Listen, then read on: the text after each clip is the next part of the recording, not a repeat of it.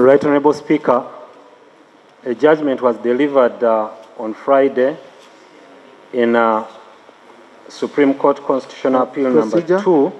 Attorney General, we have procedure. Like I said, judgment was delivered on 31st January 2025. We received the signed judgment on Sunday, 2nd February 2025. We rendered advice dated 3rd February 2025. As you can see, the record speed. And we advised as follows, Right Honorable Speaker, that 1, all pending criminal trials in the General Court Martial should cease forthwith. 2, that the General Court Martial in liaison with prisons authorities should provide a list of all criminal cases involving civilians pending before the General Court Martial for onward transmission to the courts to determine the appropriate court to handle the matter. 3, the General Court Martial should provide a list of all pending criminal cases involving members of the UPDF pending before the court martial that fall within the categories of transfer for onward transmission to the courts for determination of the appropriate court to handle the matter. 4, the Director of Public Prosecutions is advised to liaise with the General Court Martial and the UPDF to take over the conduct of the ongoing criminal trials that have been identified for transfer.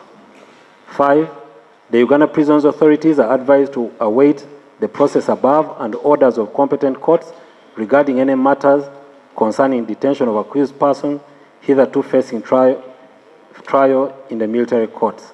6, the Ministry of Defense and Veteran Affairs is also advised to immediately commence consideration of the recommendations of the Supreme Court with a view to introducing appropriate amendments to the UPDF Act. Right Honorable Speaker and Honorable colleagues, I have also written to the Honorable the Chief Justice and requested the Honorable the Chief Justice to advising him that we have commenced the implementation of the court orders and sought for advice on the person with whom the DPP should liaise for purposes of effecting these orders. I thank you, Right Honorable Speaker. Thank you. So it cannot sit to make any orders that you want them to make. That's 1. Number 2, if there are facts that you have, Honorable Medard Segona, as a senior lawyer, if there are facts like you have stated here, the best place to take them is to the court. Yeah? Yes. Secondly, Right Honorable Speaker and Honorable colleagues, Honorable Segona should know that as a practicing advocate, after you are successful in court, you extract a decree. If you think my advice is inconsistent with what the judgment said, you should at liberty to extract a decree, have the court sign it, and use it in the premises that you would like to use it. I have read this judgment variously, and you may think that I was sleeping. I did not.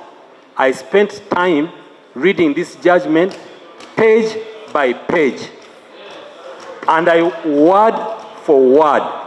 And what I have advised here, I did not get from my head. I got from the judgment. The matter under discussion is not the Court of Appeal decision. The matter under discussion is the Supreme Court decision. So reference to the Court of Appeal decision, which was appealed against, is misplaced. Now, there are no timelines. I agree. But we have sent the matters to the courts which granted these orders. The courts are still clothed with the authority to make any orders that they deem appropriate. Like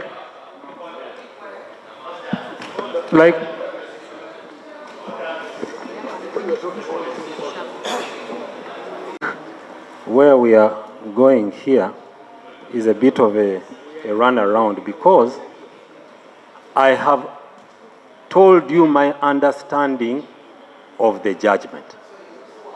And yes, and that's why maybe I lost. But what we are saying is that if you disagree with what I have written as what the court said, the arbiter is there. Now, finally, Right Honorable Speaker. Procedure, Honorable Seshkuba. Procedure. The issue of the position of the inmates now, all the inmates who are under the trial in the General Court Martial, all their matters are now under the jurisdiction of the courts of judicature. Just wait, Attorney General. Yes. Kindly, Yes. honorable colleague, take your seat. Attorney General, continue. Yeah. So what I'm saying is that the court said seize these matters and transfer them to us.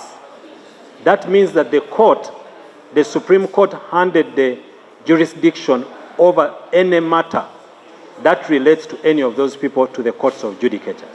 Now, Honorable Segona, we can continue the debate. I have rendered advice. I have told you that the government has decided to comply with the court order, and we are going to comply with the court orders as have been given by the Supreme Court. I thank you.